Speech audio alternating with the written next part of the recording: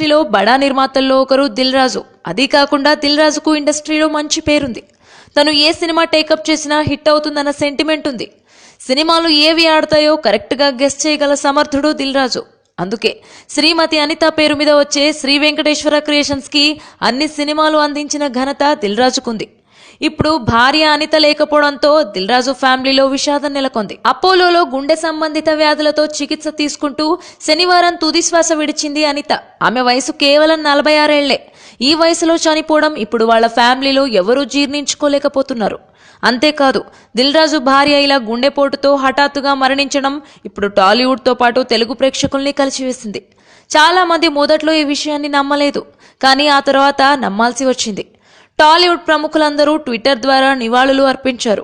భార్య చనిపోయినప్పుడు దిల్ రాజు అమెరికాలో ఫిదా షూటింగ్ కోసం వెళ్లాడని, వార్త తెలిసిన వెంటనే హుటాహుటిన బయలుదేరాడని సమాచారం. దిల్ రాజుకు 2 సంతానం, ఒక పాప ఒక బాబు. అయితే బాబుకి 5 సంవత్సరాలు ఉన్నప్పుడే చనిపోయాడట. గతంలోనే తీరని దుఃఖాన్ని అనుభవించాడు దిల్ రాజు. 5 సంవత్సరాలు ఎదిగిన కొడుకు కళ్ల ముందే చనిపోవడం తేరుకోలేని షాక్. మళ్ళీ ఇప్పుడు భార్య కూడా చనిపోవడంతో ఇక దిల్ రాజుకు కూతురు మాత్రమే ఉంది.